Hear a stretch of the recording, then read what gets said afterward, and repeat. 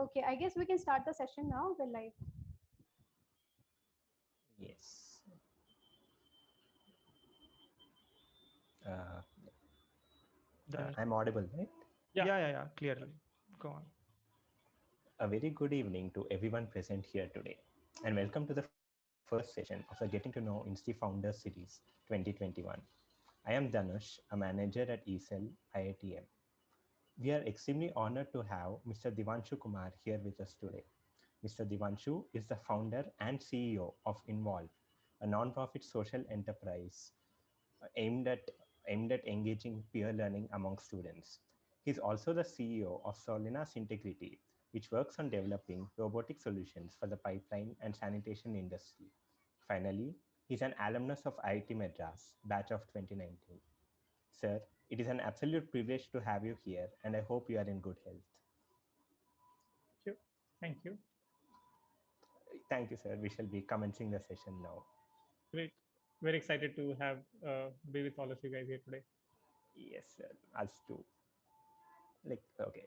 So college life is considered to be a wonderful experience, one which gives us a lot of opportunities, memories, and prepares us for the world. What was your journey to college like? Are there any fond and memorable experiences you would like to share here? Sure. I think a lot of my college, like the entire college was a memory, I would say. Uh, very wide and like sort of good experience. I think when you are asking me to share my experiences, it would be more towards what I learned from and not the general student experiences that we have, because that I think everybody would have.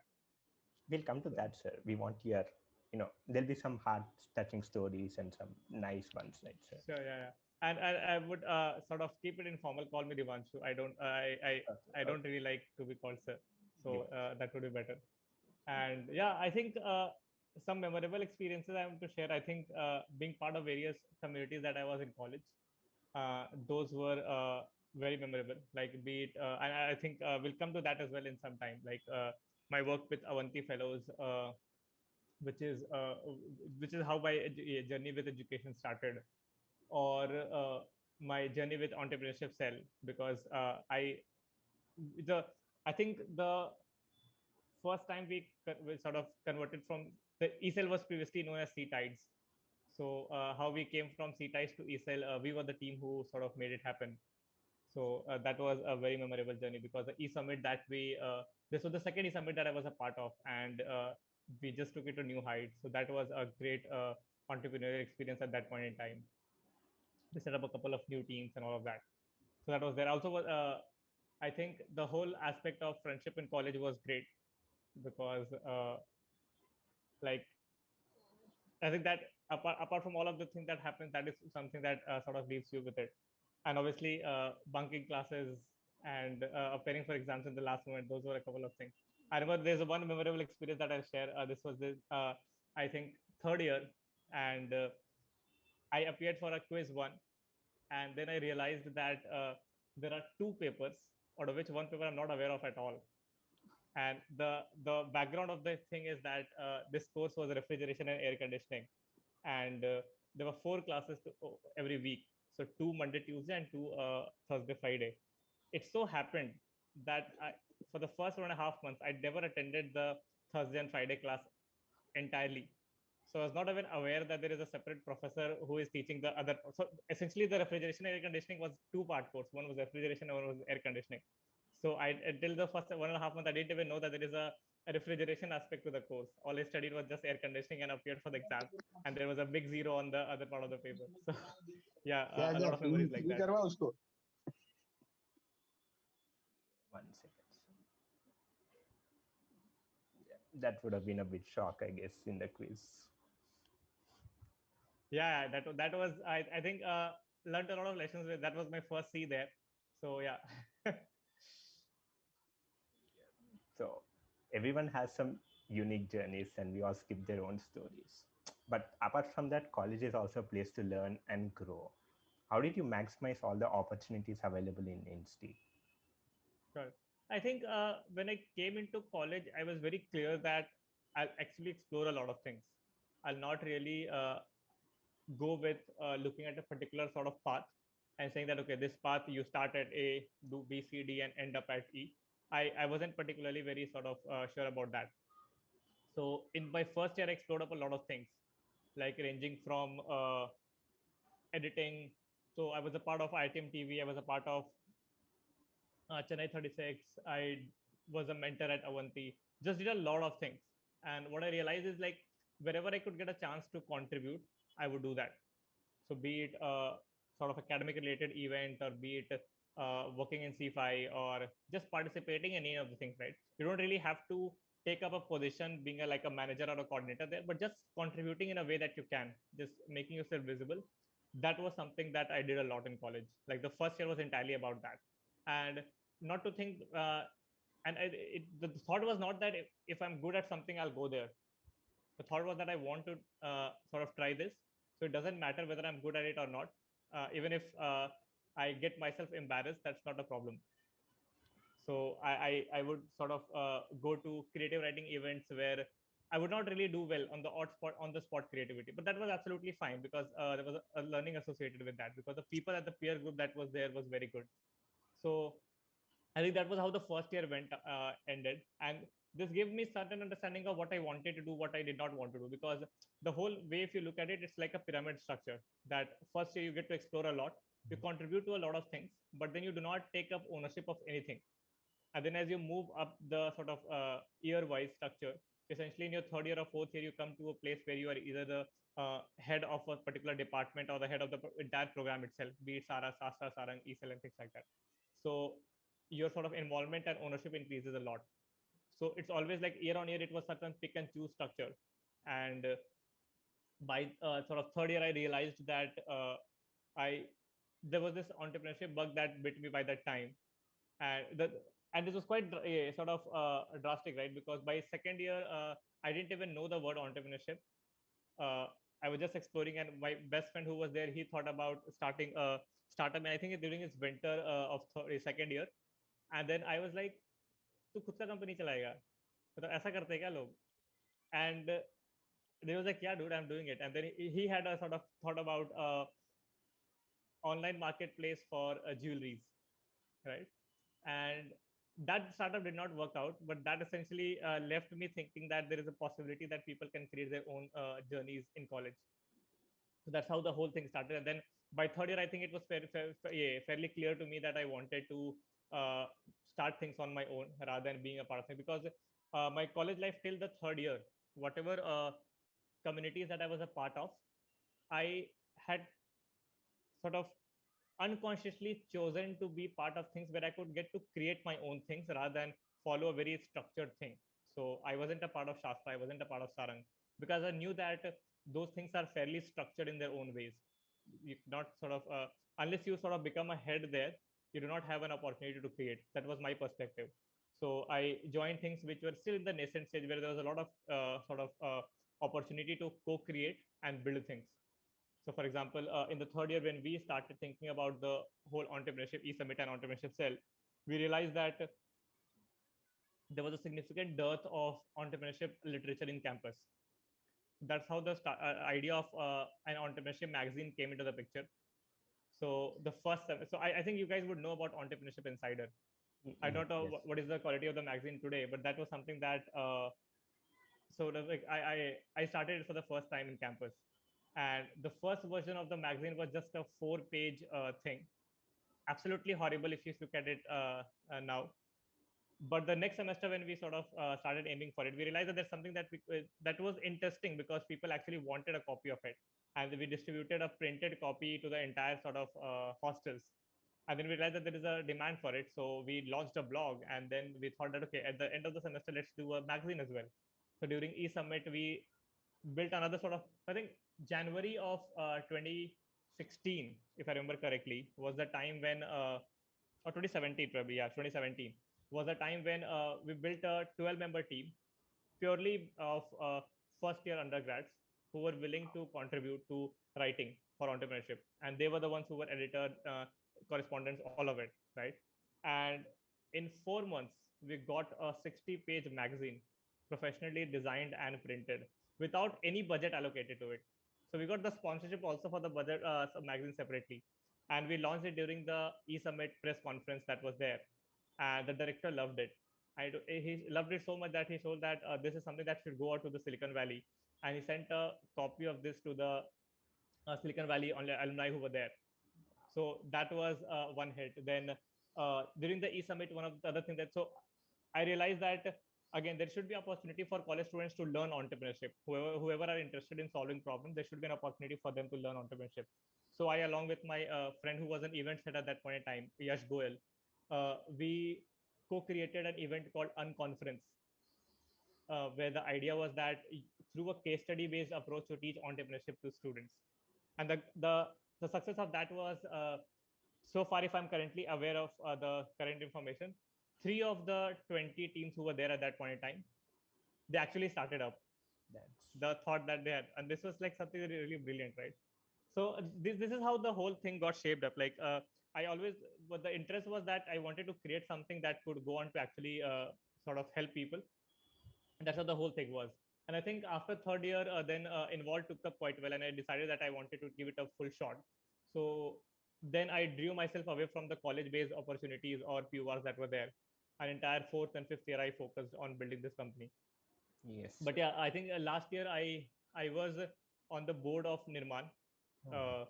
so I was also involved in sort of recruiting the core team who runs Nirman right now, and also selecting a couple of startups. But yeah, but that was an advisory related commitment. That was not really a ownership related commitment that I had. So yeah, you mentioned involved, right, sir? So what exactly was the story? What was the motivation behind that particular idea? You said you were part of Avanti also, so that was somehow related to this. Yeah, absolutely, absolutely. I think yeah, again, stop calling me sir. Doesn't like sort of Yes, go well. Yeah, Divyanshu. yeah. So I think yeah, it was very organic, right? I did not really want to. The idea was not to pick entrepreneurship. I did not know about it. It just happened that when I was so first year I was a mentor, and second year I was a manager at Avanti. And what happened was, for 3 months, the center, the Pondicherry center that we used to go to, it had internet problems. Now, all of you are prepared for JEE. You would realize that in the life of a student, if 3 months they do not, and Avanti's model is that they used to get live classes, right? So essentially, if you're not having access to 3 months of classes, what kind of impact it can have in your preparation, right? So I was completely against it, and I think you can call it young blood. I tried reaching out to the program manager.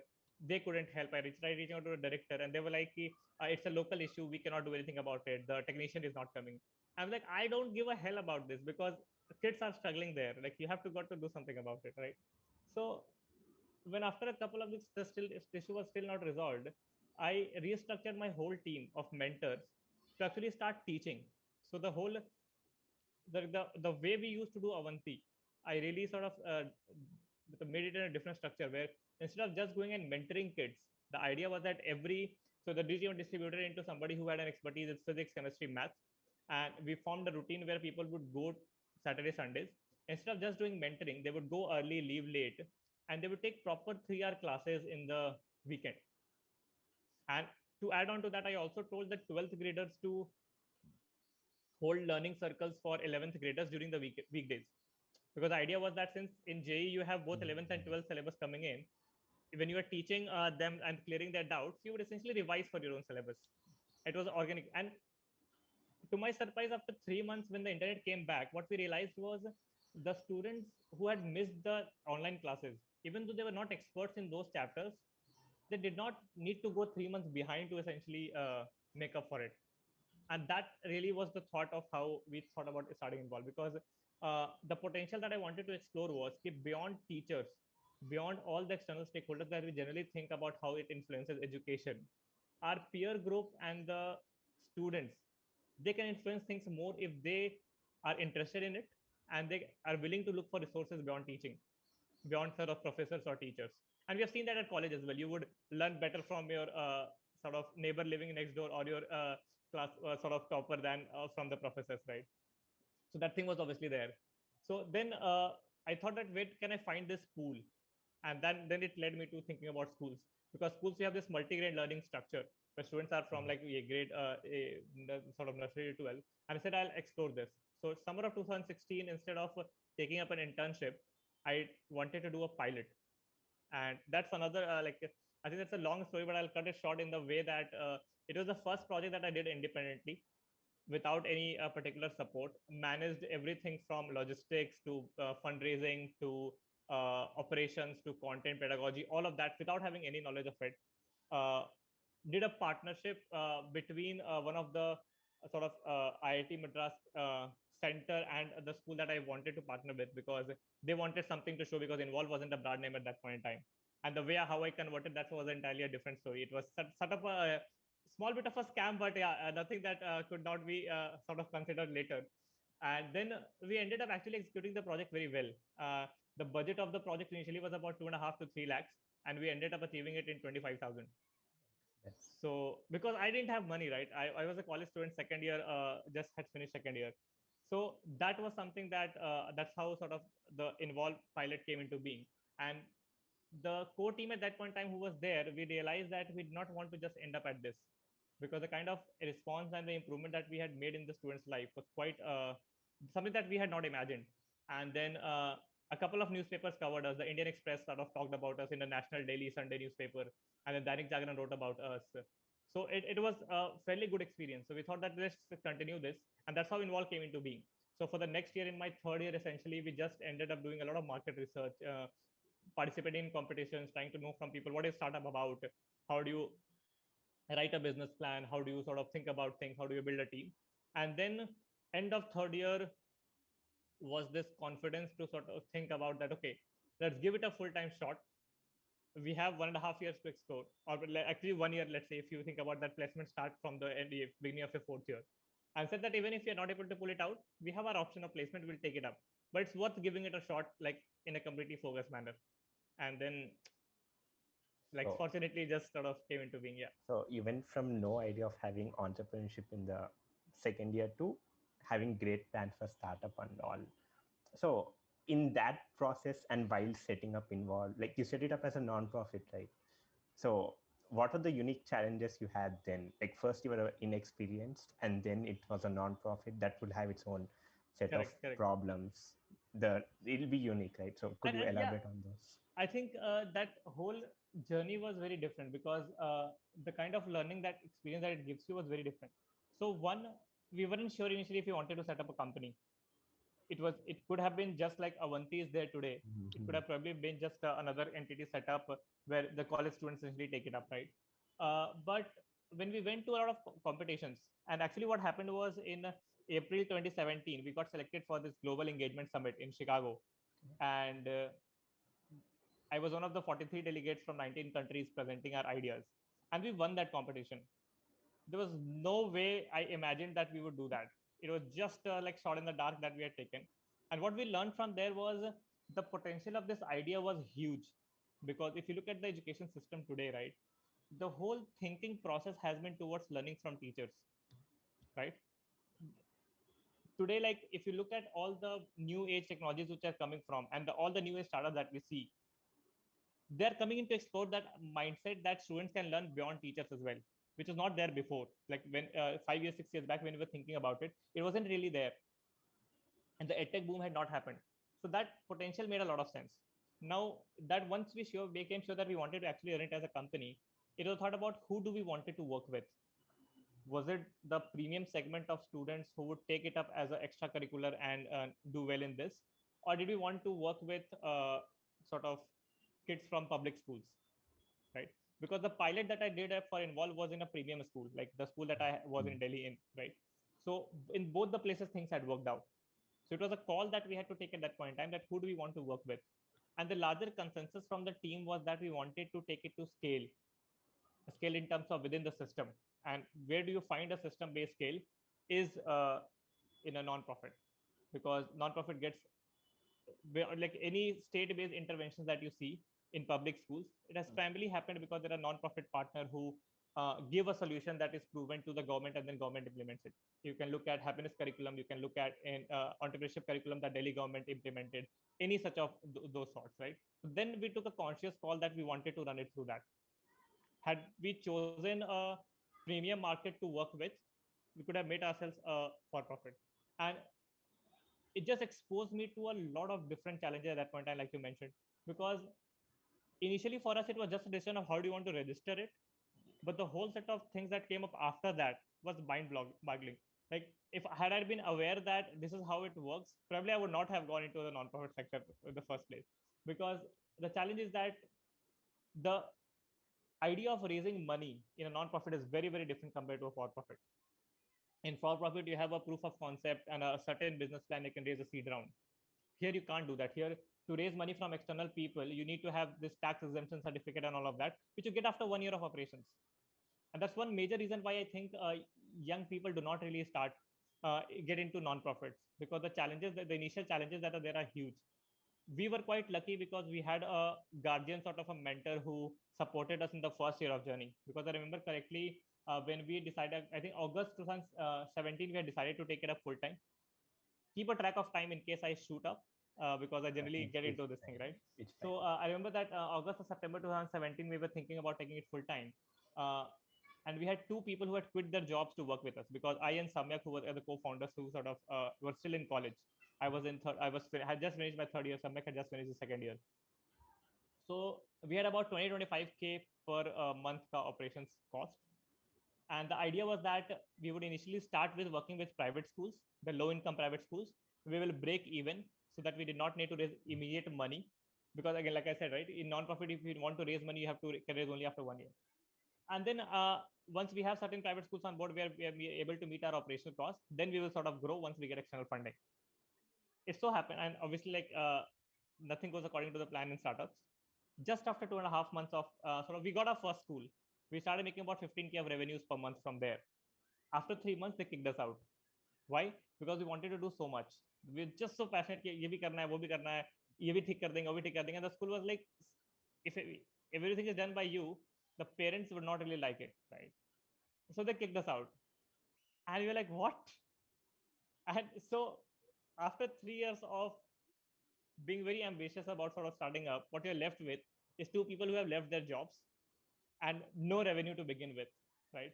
So what happened was, I started up, but we are from IIT, so our tuitions pay us a lot. So I used to take tuitions as well in my first year. So I started taking tuitions. Both I and Samik started taking tuitions. And used to be so, like, from 8 to 2, we would attend college. From 2 to 8, we would work in the office. And from 8 to 11, we will take coaching. That's how the whole schedule was for November and December. And by December, and I was so burnt that I just couldn't have the energy to take it up. So I went to one of our mentors and I like, boss, like, I'm quitting this. There's no way this could happen. I know that our certifications are still 6 months due. So there's no way that we could pull this off. And that's when he sort of, from personal side, he put in some money and said that, okay, run it for 3 months and we'll see. But you don't have to quit at this point in time. We'll run it for 3 months. And if it doesn't work out, we probably will still quit. But just keep it running for 3 more months. I was like, okay, now that you've given me money, I'll still try to do that. And then sort of things really changed, right? Because I think we got selected for an incubation program from where we got our seed money in April. We got selected for a Singapore-based program as well, globally. So all sort of things happened. We did a crowdfunding round where we ended up raising 25% more than what we had targeted, entirely from the student network. So, and there was this time where, like, so we had gotten a lot of publicity from the media because of the specific concept that we were working on. And then there was this one director of a school from Mumbai who had gotten to know about us, and he wanted to talk. So I was on the call from MDS machine design section to the bus stop, which is there in the biotech department. And in just 3 minutes, he committed to giving 1 lakh rupees for the pilot that we were working on. Wow. And I was so stunned, right? So these all things happened during those couple of months, because of which we got the confidence care. मतलब ठीक है, कुछ अच्छा ही कर रहे होंगे, मतलब let's push this and then see what happens. So that's how the whole thing began. But yeah, a lot of challenges on that. The challenge also, again, in sort of retaining talent, because one thing that I'm very clear about is, for me, non-profit and for-profit is just an entity. What you're essentially after is solving the problem that you've started with. For me, the problem is about students being too dependent on their learning with teachers, right? I need students to be independent. You have seen in, like, your own life, right? When you go to school, you have no idea why you are learning certain things. You're just there because your parents have sent you there, and there are teachers who will give you certain set of things to learn, and that's what you will vomit in the exams. Beyond that, there is no other exposure. And we have been blessed to be in a private school segment. Imagine the challenges in a public schools. So it, like, you cannot imagine. So that was the problem, right? Now, to solve a problem that complex, you need talent. You cannot have people from a non-profit point of view, charity point of view coming in to solve this. But to retain talent, to get people from IITs, IIMs, and all the other things, you need to give them something. Nobody wants to just spoil their youth with a low-paying job and things like. In startup, they come in because there is a concept of equity and ESOPs and things like that, which later give you good financial returns. In non-profit, there is nothing like that. Irrespective of how much you own, the valuation of the company is really not increasing. So that particular aspect becomes very challenging for you to retain. Like you entirely are banking on people who are so passionate that they're not thinking about financial returns at all, which Believe in that idea. reduces the chances of getting talent like many folds. So yeah, a couple of challenges on those fronts. And now we have this pandemic around us, and this could have been a huge challenge, right? The model was based on offline interaction and Absolutely, yeah. students learning from each other, but now with everything going online, how did you people adapt? What operational changes did you have to make? Great. I think yeah, that's where the whole team comes in, right? Because with the pandemic hit, literally all 9 of us sort of came together and said कि boss schools बंद है, कोई कुछ नहीं करने वाला because there is no work to do. Let's think about what we're going to do. Because one thing that we correctly estimated was that this was not a 15-day crisis. A lot of organizations in that front underestimated the kind of impact that we would have, right? We said ki, okay, real case. So we made three scenarios. Like best case scenarios, things open up after a month, and like we go back to doing what we were doing. A mid case scenario, 3-4 months of thing, but again, nothing that we cannot really sort of push. And worst case, it extends for the entire year. What are you going to do? Because like people are supporting projects, and if there are no projects, there is no support, so we need to do something. So one of the ideas that we worked on was that let's first try to understand how many of the students we can get online. So literally of all the 2,500 students that we are working with, we got the databases from the schools, worked with the teachers, built a volunteer base to call each and every student and figure out whether they could be brought online or not. So, and segregate into three categories. And so you have to realize that these are not like sort of sort of, I would say, middle class people like us, right? They are migrant laborers who have gotten affected so much into their jobs, construction laborers who are walking on the roads. That the situation was drastic at that point in time. What we realized was 40% of the students were not reachable at all. We just couldn't reach them. Only about 30-35% of the students in the beginning we were able to bring online, and that's what we started working with. We said कि कुछ भी करते हैं. So we have for a WhatsApp based learning medium, we had a telephonic learning medium where every day 1 hour the senior student would actually essentially call the junior student and read them some stories, so that at least they're interested and engaged in learning. One thing that is very key is that for low income communities, schools are not just a place for learning. It's a place where they are sort of how to say safe. Yes. They're like domestic environment is sometimes too volatile or violent in that sense, right? So they seek their well-being in schools, and that had gotten affected a lot. If you look at the studies, you will find that the domestic abuse, sort of child labor has increased drastically over the pandemic. So we wanted to ensure that kids do not drop out back from the school, because that would be disastrous. It would have long-term implications, right? So that's what we started doing, and fairly, it's sort of I wouldn't say that we were very successful, but we did our best in that case scenario when we pivoted the whole team. And that time also a couple of challenges came in that sort of funders who were there in supporting some projects, they backed out because saying that this is not really relevant to what we were doing before or what was promised before. So we had to work double hard in order to secure the amount of money to retain the whole team that was there. And we were very clear from the beginning that whatever challenges we face as a team, and there's not something that one individual will have to take it up. So be it about cuts that we took or worked harder even on the weekends, everybody did it as a team. So that was a great thing for us.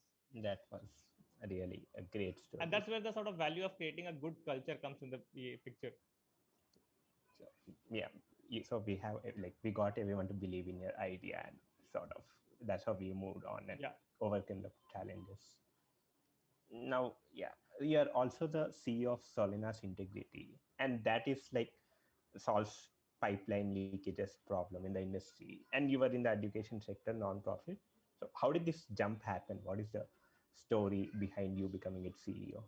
So I think it was again a bit organic in nature. I'll tell you how the whole sort of process in a very short format, right? So even though I got into education, it wasn't like I wasn't interested in mechanical engineering. Like I chose mechanical engineering by choice. I was getting other options at IIT Bombay and Delhi, but I chose sort of to choose mechanical. So, but yeah, initial couple of years we do not study a lot of mechanical, so I got diverted in that sense, right? So, third year I was working with this. We had set up an electric racing team. That I don't think whether this has really come up or not. But that time it did not really work out. We called it Adhira Racing. So I was handling brakes and suspension for that, and then worked on a couple of robotic projects in my fourth year. And then fifth year when we were doing, we have to do a dual degree project, right? So I went to a professor and asked him to work on something which is very tangible in nature. I am not particularly somebody who uh, is able to visualize abstract things. I need something tangible essentially to work on, right? So he gave me this manual scavenging problem, and he said that there is a robot that I'm trying to build for that can clean septic tanks, and we have been it for last 3 years, but we have not made good progress on that. So like, okay, I will try. So the initial thought was that I'll just do it for a couple of months, show it as a project because I had a company to run. I didn't want to really engross myself into something that. So I built a prototype in 2 months and said that project is done, right? It so happened that we had to take it this project for a demonstration to Safai Karamcharis, the manual scavengers who actually clean toilets, septic tanks, and they laughed at it. Like they're like खिलौना लेके आए हो क्या? They're all Tamilian, but that's how the whole thing came out to be. And ego में hit हो गया यार, मतलब कि ऐसे आईआईटी से आया, ऐसे काम किया है, मतलब यू आर सेइंग कि मतलब ये ऐसा है. But then what really happened was we thought okay, we'll go and see how the whole killing happens and what is the real challenge. And that experience was something which sort of really hit me there, because you see that they literally have shovels and go inside and then like do this with their nails, like the little human fecal sludge, they sort of get it from like this and put it in the bucket and get it out. The nails have come off because of that, and you it just was a very different experience because you realize that we're talking about a lot of technical progress, and there's this one problem that is solvable. I really don't think that's not solvable, but people have not paid enough attention to it, right? So then I said, okay, let's actually give a full honest chance of building a product around it. So that was how this whole motivation to decide. I said, okay, I'll park some time for doing this apart from running Involve. And the good thing was that Samyak was very supportive of this. Samyak, who is my co-founder at Involve, he said, okay, if you want to really do this, we can sort of really make it work. So since then, I spent a lot of time doing my DDP. And the good thing was that I ended up actually not just designing a prototype, but actually fabricating it as well. So by March, sorry, I think May beginning, I had a prototype where I actually, in my DDP presentation, I showed it to people. That's how I got the best DDP award in that sense. But and then sort of we realized, okay, let's not end it here. And the professor was very excited. We had secured a couple of funds to take it forward. So we said that okay, we'll continue to work on this. So we thought about starting a company in sanitation industry, solving the problems of sewer lines and septic tanks. That was the thought. And I partly sort of in a part time I managed this. So I think from graduation to about a year from then, I was doing this. We were calling it Alchemy Robotics, and we went to a couple of competitions. We actually won a national competition there, winning about 7 lakhs in cash prize and also getting an investment of angel investment offer for over 40 lakhs. So that was a good boost into getting things up. And it was really sort of good time to be in because it was thriving. Like a lot of people appreciated the whole thing and said that okay, this can do a lot of media coverage happened at that point in time. But what we realized was getting a product in lab is different and getting a product in the market is very different. Like it would require another couple of years of work to essentially get that into market. And that's when we had to take a call on whether we wanted to start a company there or not. And similar time way, the professors who were there uh, that I was working with, they had a couple of other ventures as well. Like one of the ventures that you would know about is Detect Technologies, Plan is. So the professors who are on the board of these are the same professors that I was working with. And they had this company, Solness Integrity, that was from a couple of years back. It was working in the water segment. And they were looking for a new CEO for that. So while they were considering other options, I also interviewed in. And then we became a fit there. right? So then the idea was that how do we put this together and sort of run this, because I had alchemy that I was already running.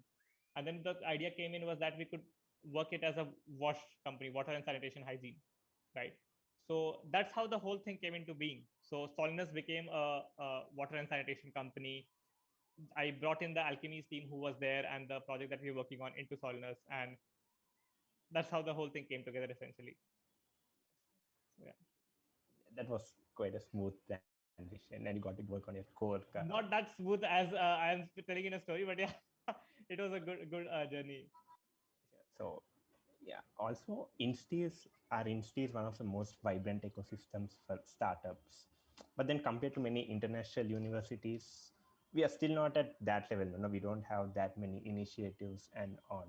So do you think it's because the students are yet to develop a risk-taking attitude, like have the Absolutely, appetite, absolutely, or is it absolutely. like do we need any reforms along with this, which can? I think ecosystem is very well built to support startups today. Like, if I really know the way Nirman works right now, if it still continues to work like that, you get 2 lakh rupees of funding to develop work on your prototype without any commitment from your side. Like, you can just spend the entire 2 lakh and walk out saying that I don't want to do entrepreneurship, and that's fine by them, right? Uh, you have this vibrant research park that is there, which is one of its kind in the country, right? The funding ecosystem is booming. Like, you look at startups like Galaxy, who have worked on the Avishkar Hyperloop project and just immediately raised the seed funding, right? It's crazy. Like, raising a seed fund to get things started is a very, I wouldn't say a cakewalk, but if you have something that is tangible, it's very easy for you to get external funding. I personally believe that the only thing that is lacking is the risk taking ability that we have. Still, like, and there's this thing that I talk about, like, when people ask me that you have taken a lot of risk and gave up a corporate career, I will say that it's not really a risk, right? Because if people at IITM, the best like so-called university in the country, or the college in the country, if we are not taking up risk, who will have the balls to take it? Bhai, tum startup karoge, you will fail at it, put it on a resume, and you'll get a couple of extra lakhs in your CTC because of that. You're not really taking a risk, right? It's all about that whether you really want to create something or not. And I'm please do not misunderstand. I'm not saying that everybody should get into entrepreneurship, right? I used to think that. I am proven wrong, and I'm very happy to sort of be it, that, right? But the idea is that there are a lot of people who are entrepreneurial in nature, like people who go on to work for VC firms and McKinsey and things like that. They have that mindset of creating and taking ownership, and probably a lot of other people as well, right? They're good technically, they can become CTOs of companies and find another CEO.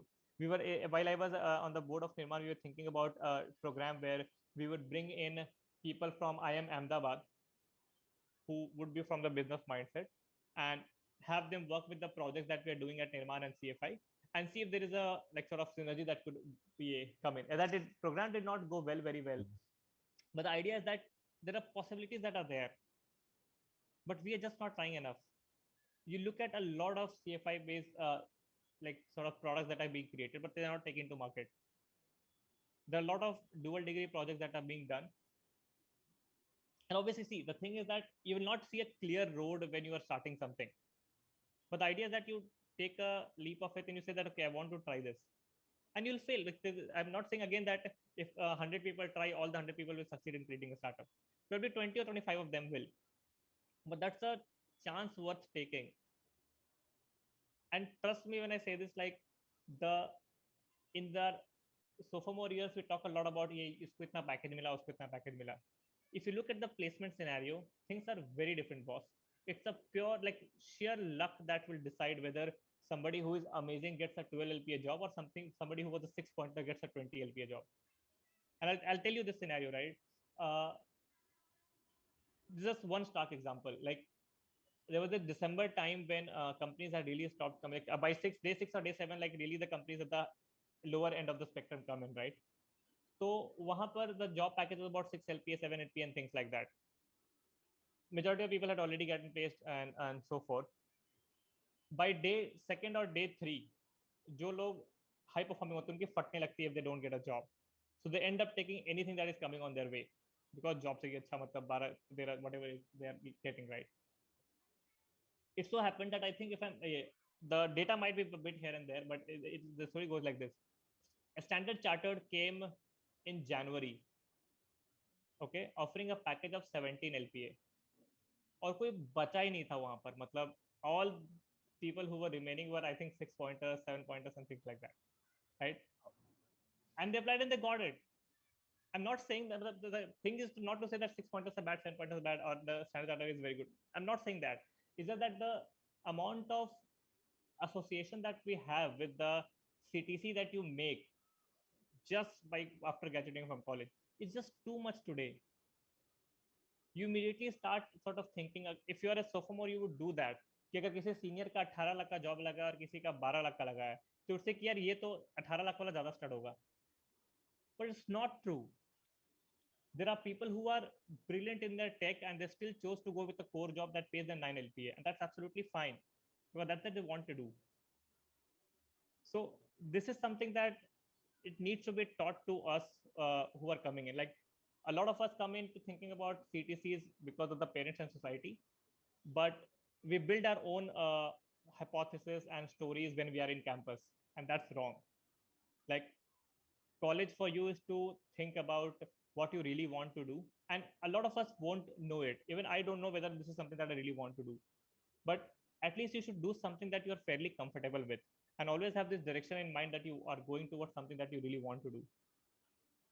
So that really essentially sums up the whole thought. I'm really sort of in this push to think about how we get more and more college students to essentially get to startup, because even if you get 5-6 LPA less in the beginning, it doesn't really matter. You can do your financial calculation and you will realize that probably 5 to 6 years post college you're not going to get married, so the only person that you have to take care of is you. Your own expenses are not going to be more than 20-30K per month. If you're really lavish, probably 40K a month. That translates into 5 to 6 LPA. I'm talking about the top sort of end. Otherwise we survived at like 2.4 2.5 LPA a year. So what are you going to do with the, okay, take some savings, kuch aur le lo ya 2-3 lakh, but that's enough. Beyond certain point it is just an add-on. It doesn't really affect your lifestyle. So that's where, and for everybody it will be a different set. The top line of what is the amount that you need to survive and be comfortable with, that will be different for everyone. That's fine, but the idea is that are we at our individual levels okay with taking the risk which goes beyond that level that we are comfortable with? वो हम कर रहे हैं क्या? And the reality is, the sad reality is that we are not really doing that. So that's a long answer to your question that you asked, but it was quite insightful. And yeah, I think we can move on to the audience questions now. If anyone has a question, unmute, and if possible turn on your video, please. हाँ यार video on कर लो थोड़ा, मतलब if I see your face I'll probably remember you for a longer time. Yeah, raise your hand and so if possible, so we'll be able to kind of see.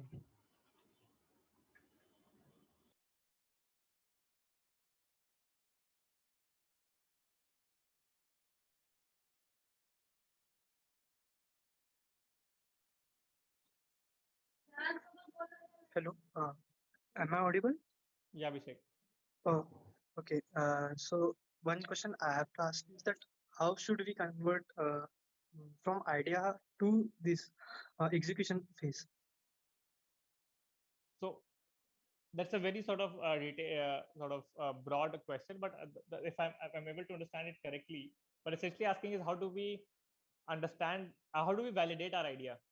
No, like after we have validated our idea, like how to take actions, initial fast actions, like both for which we are hunting for, like so that we initially get motivated and continuously work for it, hours and hours. Choose a set of customers that can be your early adopters and work with them to find the product market fit. Okay. And if you're able to get that, if your initial set of customers love your product, that's your motivation, and that is enough for you to take the leap of faith. Okay. And I will not getting, so I not exactly know what your idea is, but the concept is that for every idea, you can always identify certain set of initial adopters and test your the execution with them with a limited resource that we have available at college. For like example, suppose I have an idea. Okay, so I am preparing a prototype for my initial customer. Okay, Mm-hmm. so should I call initial customer first and like with continuous iterations build a product with him, or like should I build a perfect product There which is nothing as perfect product. Okay, okay, I got it. There's nothing like perfect product. Your yeah, customers are God, so it's okay, always with like iterations that you build a product. like if I call my potential customer, so most probably he won't agree with me. Like why would he spend his time on me building a product? So that's what I'm saying. That's where you have to be smart about things, right? You're not taking your customer and making him your team member to build the product. You're gaining insights from him to build your product, him or her, right? So essentially, what you have to do is you have to talk to them, talk about the problem that they have, and from there you will generate your insights and build a product. So there'll always be some communication gap between what they want versus what you understood. But still, you build the first prototype, you take it to them. Just a second. Mm. Just a And like second. Hello.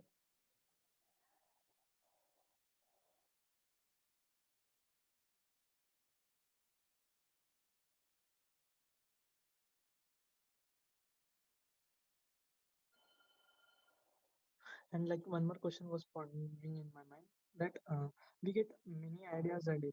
Like with whom should we discuss that idea? Like what would be better scenario for that? Mm, mm, you- uh, Yeah, cool, great. So what I was saying is, you can actually uh, do it with anyone that you consider who can you can trust and discuss about your ideas. And please understand, I'll make this point very clear. Ideas are worth nothing at a stage that we are in as sophomores.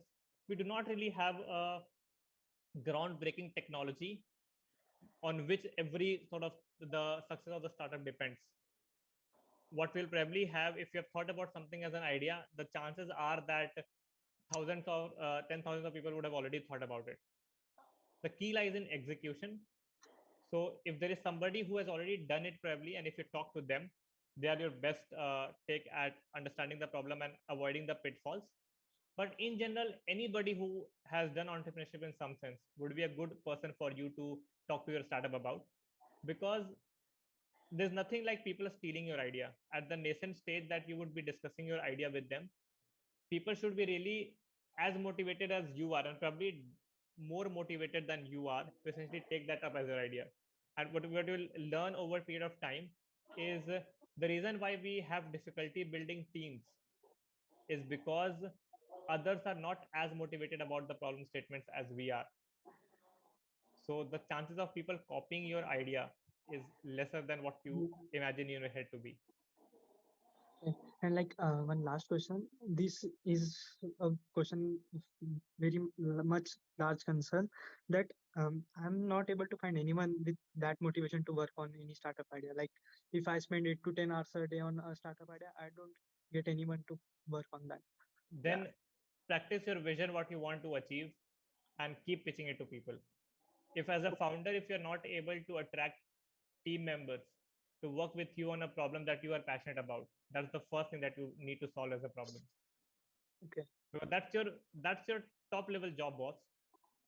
That's really the only thing that we not the only thing, but that's really the key thing that we do as founders in the beginning. Because you're not building a consultancy based thing where you are the consultant and you're going to do jobs for people. You're building a startup, and a startup is run by teams. And who found the first team? No, like the problem is that once I get team members, they work for it. But like finding team members is quite difficult task. I can take it up offline. I don't want to consume a lot of space here, but the key thing that I would still say the same thing. One, if you are able to get people to work with you, it's your job to sell them your vision. you need to tell them what is the bigger picture that they probably will not be able to understand. You need to tell them why they should stick with you and not do other things that are more attractive in nature.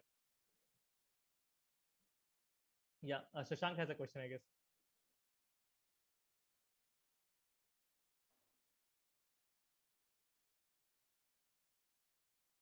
Shashank, you're on mute. Yeah. Hello, good evening. Thank you very much. Like when you start with market validation, so first thing you do is generally pinpoint some assumptions you have made and try to validate those assumptions step by step. But during the process of ideation, there are certain assumptions we make and we don't know that that was some assumptions. Like for us, it's like ये तो होता ही है, मतलब ये तो ऐसा ही है. But after a point हमको realize अरे नहीं ये तो कुछ और निकल गया. So like do you like how do you after some time like revisit the whole idea and mark out कि अरे ये तो assumption मेरा पहले से ही छूट गया था, and like how you like identify those missed assumptions you make while market validating or doing your own market research.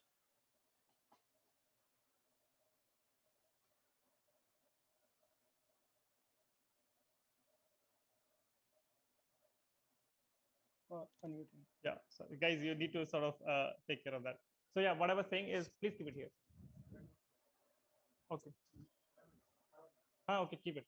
So what I was saying is that this is a part of a process. Like you will never get everything right, and that's perfectly fine. Like, please understand that building a startup is a repetitive process. It's not something that you can achieve right in the day one. So that's absolutely fine that you miss certain assumptions in the beginning, and you take that account in the next time that you rebuild the product. That's why we have version 2. That's why we have version 3. So don't worry much about it. Like, it's not really a make or break situation for everyone in the first go itself. So that's something that you can take your load off and always take it into consideration the next time you do it. But yeah, a good idea would be how you can reduce this aspect is to do this with a team rather than doing it alone, because we have a lot of blind spots. And the idea is that the more diverse the team is, the lesser the blind spots. Perfect. And there's one more question. Like generally we inspire and we are motivated by startups which are successful. But I think like the more you can learn more is from startups which have failed. Correct. And like for every startup there is a point which is pivotal. Like either say वो success हो गया, either say it could have been failed due to some step. Great, Yeah. yeah. So in both of your startup, in your experience, what could have been that pivotal moment wherein like इधर से तो मैं fail हो सकता था, but I pivoted and I went to success. So like yeah, I think that for Involve, it was very clear the journey that I had when the school kicked us off, right? That was the journey for us where we realized that the way we are approaching about things is not really how it will work. There is a so what really we learned from that, right? What we learned is that we had not built enough trust with the stakeholder that we are working with in order to do business with them. And if we really wanted to crack customers and work with schools, partners, we needed to build that trust first and then do a lot of things. So that was very pivotal for us. And also the pivotal aspect was that when we lost that customer, then the money really sort of dropped down. So if that had not really worked well, the mentors had not come in at that point in time, there would not have been any involved then. So that is about it. I think for Alchemy / Solinus here, the key thing was I think the whole pivotal thing was when I came on the board of Solinus, right? Because when I came here, there was no CEO, there was no CTO. The CTO was just in the transition stage, and the team that we had was not really doing very well, right? So so to give you an instance, like there were 12 to 13 team members when I joined Solnus in the beginning, and I retained only 3. So the entire team was built again. That I think was the most pivotal moment, because what I again, like I told you, right, what I've understood is you as a founder definitely do a lot of things in this companies, but to really build companies you need a very strong team, and if the team is not aligned with what you want to do, it probably isn't going to go there in the long term. So that is something that is very, very important. I think that was pivotal for us when I decided. There were a lot of other things that I had to do. I had to take care of accounting principle sort of challenges. I had to take care of the projects that were delayed. A lot of things were there, but I chose to focus only on building the team. I said, okay, I can deal with everybody. I can apologize to them saying that, okay, I'm sorry that things have gotten delayed. But if I do not have the team, I'll probably burn myself out, and then ho sakta hai, I would have quit after 3 months, right? So the first 2 months I only spent on hiring people, like every interview thinking about. And the thing was that I'm a mechanical engineer. I'm not a software guy. I'm not an electronics person. But I had to hire people who were that. So I would actually go in the interview, and the idea was that I was not really asking them questions. I was trying to learn from them कि इसका सही answer क्या हो सकता है, and then I would Google it up and then say कि हाँ ठीक है मैच कर रहा है, right? So a lot of those trial and errors happened. I think that is the reason why we were able to really move well. Like today, the projects that we're doing with various companies, these are under control. We are on the timeline. We have been able to go into market with one of the products that we had, which had stopped at that point in time when I came in. The accounting process, etc. So that was, I think, would be pivotal. Okay, so like to summarize, number one was trust with all the key partners, and number two, a great team management. Absolutely, absolutely. Thank you very much. I think we have no more questions. Yeah. Great. Thank you for taking time off your very busy schedule. It was a delight to host you, and we got a lot of insights and way of thinking. Thanks, Anush. Thank you so much. Yeah. And I- for our I was just saying that, yeah, if anyone of you want to connect with me offline, feel free to connect with me on LinkedIn or Facebook or Instagram. Quite active there, and I do a lot of interactions there as well. Thank you. And for our audience, we have come to the end of the session. So I request you all to fill in a form in the chat, which is a feedback form basically, which will be put around now, I guess. Yeah. Yeah. Please do fill in the form, the audience. And yeah, thank you. Thank you. Thanks, guys. That'll be end of today. Stay tuned for the next GTIF sessions. Bye. Take care. Thank you.